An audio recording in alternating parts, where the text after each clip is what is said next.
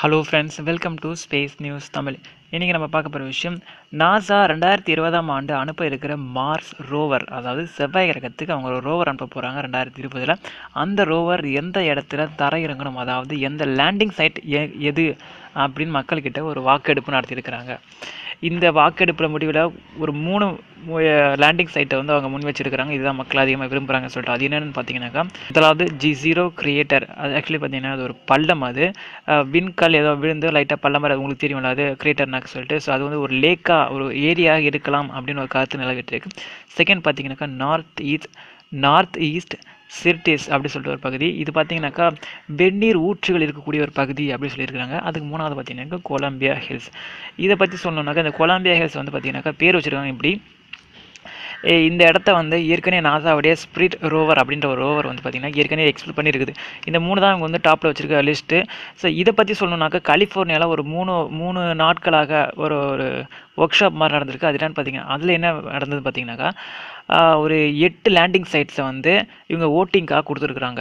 மக்கள்கிட்ட ஓட்டிங்காக இந்த இடத்துல தான் வந்து இந்த ஒரு 8 இடத்த வந்து சூஸ் பண்ணி கொடுத்து, இதில் நீங்கள் ஓட் பண்ணுங்கள், எந்த இடத்துல வந்து இந்த 2020க்கான நாசாவுடைய மார்ஸ் ரோவர் வந்து தரையிறங்கணும் அப்படின்னு ஓட்டிங் கொடுத்துருக்காங்க. அந்த ஓட்டிங்கில் வந்த 3 லிஸ்ட்டு தான் இப்போ நான் சொன்னது. ஸோ இந்த 8 இடம் பார்த்தீங்கன்னு வச்சிங்களேன், 2015ஆம் ஆண்டு ஏற்கனவே 2015லே கண்டுபிடிக்கப்பட்ட 30 பொட்டென்ஷியல் லேண்டிங் சைட்லேருந்து இதை வந்து கொஞ்சம் தேர்ந்தெடுத்த இந்த 8, அந்த 8லேருந்து சூஸ் பண்ணதான் இந்த 3. ஓகேங்களா? ஸோ சயின்டிஸ்டுடைய நான் மேலே சொன்ன பார்த்தீங்களா 3 லேண்டிங் சைட்டு, அதில் வந்து சயின்டிஸ்ட் விருப்பப்படுறது பார்த்தீங்கன்னாக்கா, அதிகமான மக்கள் விருப்பப்படுறது அது G0 கிரியேட்டர் அப்படி சொல்கிற பகுதி தான். இது நான் ஏற்கனவே சொன்ன மாதிரி ஒரு பள்ளம் இது, அதாவது ஒரு எரிக்கல்லோ விண்கல்லோ விழுந்து ஒரு பள்ளம் மாதிரி உருவாகிருக்கு அந்த ஒரு இடம்.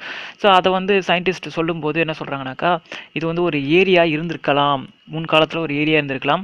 அதாவது ஈரப்பதமோ இல்லை தண்ணீர் அதிகமாக இல்லை, ஒரு ஈரப்பதம் ஏதாவது இருக்கும்போது ஏதாவது ஒரு சின்ன உயிரினங்கள், ஏதாவது ஒரு லைஃப்க்கான சயின்ஸ் இருக்கலாம் அப்படின்னு கருதி அந்த இடத்துல வந்து மார்ஸ் ரோவர் தரையிறக்கலாம் அப்படிங்கிற கருத்து அதிகமாக மக்கள்கிட்ட நிலவுது. அந்த பள்ளம் பார்த்தீங்கன்னு வச்சுங்களேன், ஒரு ஏரி மாதிரின்னு சொன்னேன்ல, அந்த ஏரி பார்த்தீங்கன்னாக்கா கனடாவில் இருக்கக்கூடிய வினிபெக் அப்படிங்கிற ஒரு ஏரிக்கு நிகரான அளவுக்கு இருக்கும் அப்படின்னு வந்து கணிச்சிருக்கிறாங்க. ஆக்சுவலி இந்த மார்ஸ் ரோவர் 2020க்கான முக்கியமான பணி அப்படின்னு பார்த்தீங்கன்னாக்கா, செவ்வாய் கிரகத்தில் வாழ்வதற்கான தகுதிகள் ஏதாவது இருக்குதா ஏதாவது உயிரினங்கள் வாழுதா அப்படிங்கிறது தான் முக்கியமான நோக்கம். அதோடு இல்லாமல் எதிர்கால மிஷன்ஸ்க்காக, எதிர்காலத்தில் ஏதாவது ஆராய்ச்சி தேவைப்படும் அப்படிங்கிறதுக்காக இந்த ரோவர் மிஷனை வந்து பார்த்திங்கனாக்கா, அதுவும் இல்லாமல் அங்கேருந்து ஒரு சில மாதிரிகளையும் சேமித்து கொண்டு வர மாதிரியும் இது பண்ணியிருக்கிறாங்க.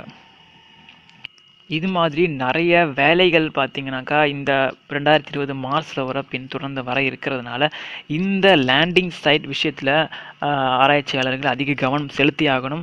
ஏன்னா அது வந்து பேசிக்காக நிறைய விஷயங்கள் கண்டுபிடிக்கிறதுக்கு வசதியாக இருக்கும் அப்படிங்கிறதுக்காக.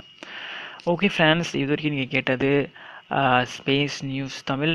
மேலும் இது போன்ற விஷயங்களுக்கு நீங்கள் www.spacenewstamil.com இணைந்திருங்கள். நன்றி, வணக்கம்.